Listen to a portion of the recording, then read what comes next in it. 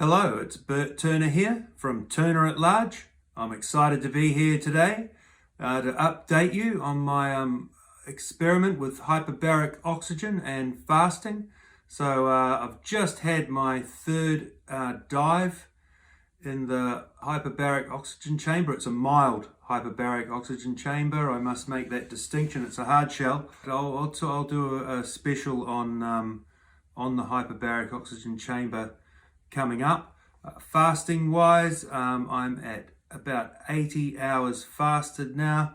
The last 30 hours have been dry, or trying to be dry. I've got to say my mouth has been as dry as a fireman's shovel, so I have been having a bit of a rinse and a spit, maybe a tiny little swallow. I'm going to try and stay dry and try and stay hard dry, but you've got to listen to your body. I've got to get out and about in the car today, drive around, do a few errands, and certainly if I feel as though dehydration is becoming an issue, I will rehydrate. I'll use Cole Robinson's snake juice mixture to do that, so I keep the electrolytes up. But yeah, the title of the video: How I Manifested My Cancer. Well, and can Joe Dispenza save me? Okay, so obviously it's been quite a journey. You don't end up with a massive tumor on your face like that overnight. It's taken a while. So I'll put a pic up now. Now this picture here is 2 years old, or 2 years, 3 months. It was taken in February 2019. You can see there it's nothing compared to what you see now. However, at that time, that was very painful, probably more painful than it is now. The previous winter to that, I'd actually done a 90-day juice fast. And the juice fast that I did was Dr. Morse's 90-day juice fast. It was pleasant enough to begin with. The last 3 weeks were pretty hard, I've got to say, especially that getting down that last 10 days, and I ended up actually losing some muscle mass. I got pretty skinny, and it was moderating the tumor to a degree towards the end. It took a lot of discipline to do that juice fast, by the way. And you know, I've tried other various things along the way. And last winter, for instance, I put half a cow in my freezer and did carnivore for 90 odd days. And again, that was pleasant enough too. I didn't mind that at all to begin with. I was very much eating the carnivore diet, plenty of meat, mostly beef, but I've also got access to fresh pasture-raised lamb as well, organic, so I was having that. Didn't eat much chicken, but I ate plenty of butter, I ate plenty of cream, and I ate a ton of eggs. And that was very, very nice and very good, but it didn't really do much to halt or slow the progress of my tumor. Now, one of the reasons being for that is that throughout all of that journey, over all of those years that I've discussed, I continued to smoke cigarettes. Now, you might say I'm dumb, and you might say I'm crazy, and I'd have to agree with you, but you know, it's perplexed me and puzzled me why I could have the discipline to do a 90-day juice fast and yet be unable to stop smoking, to tell myself that, you know, I could continue to smoke and get healthy again. I've done water fast before. I've been up to 7 days. Again, still continued to smoke. I mean, I was restricted, but I still couldn't seem to stop myself. Dry fasting in the past, you know, 3 or 4 day dry fasts, that certainly puts the kibosh on smoking. So I've been, you know, largely smoke free now for the last, well, probably 6 weeks, which is great. It's quite a miracle for me. However, I still know that I haven't fundamentally changed in that aspect of myself. And I was discussing this and telling this story to one of the coaches here at Back to Wellness NZ, Bex, and she's very good.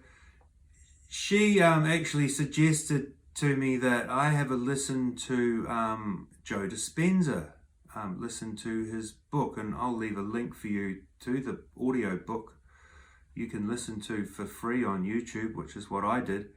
It's 10 hours worth, so you know you want to put it on when you got some time to spend in the car. But the book is called How to Break the Habit of Being Yourself.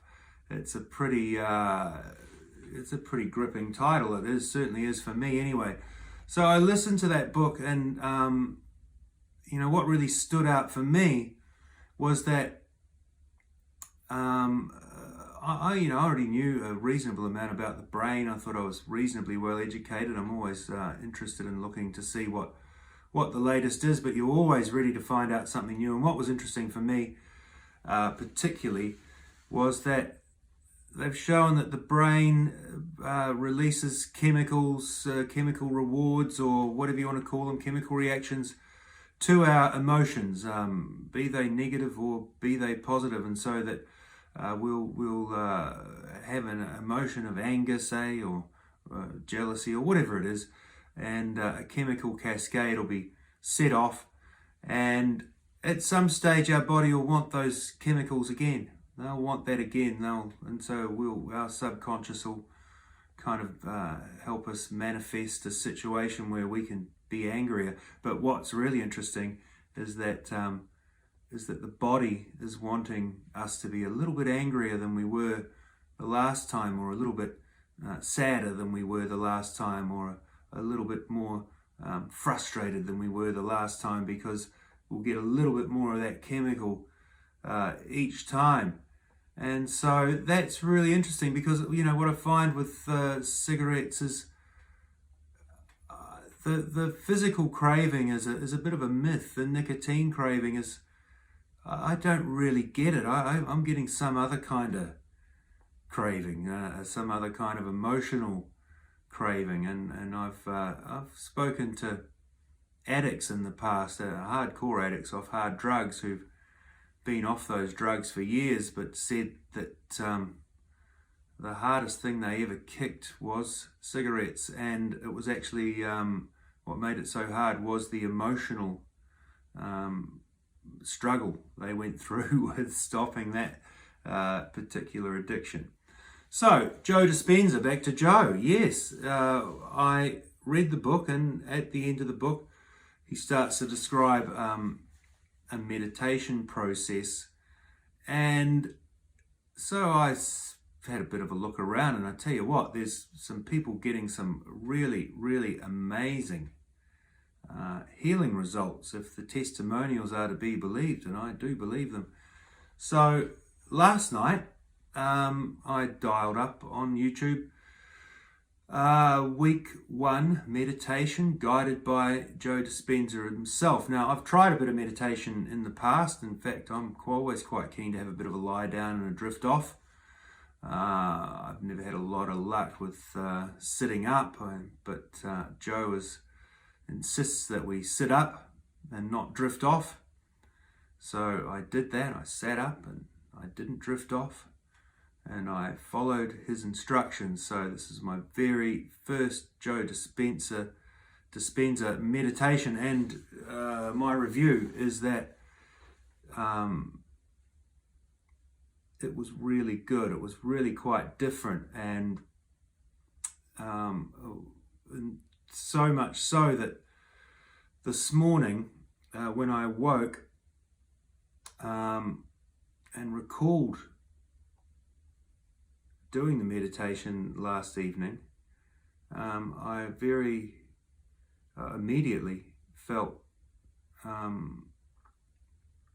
the emotions, the good emotions, the nice positive emotions that came from my meditation session last night, I felt those come back to me. And so yeah, that's very, very interesting. So hey, I'm going to keep doing the Joe Dispenza meditations on a daily basis from now on. So I'll keep you updated on my progress regarding that as well. Hey, I think that's enough for day 3. Thanks for stopping in. Hopefully we'll be back tomorrow at day 4. If not, I'll be day 5 or 6. I'll be back.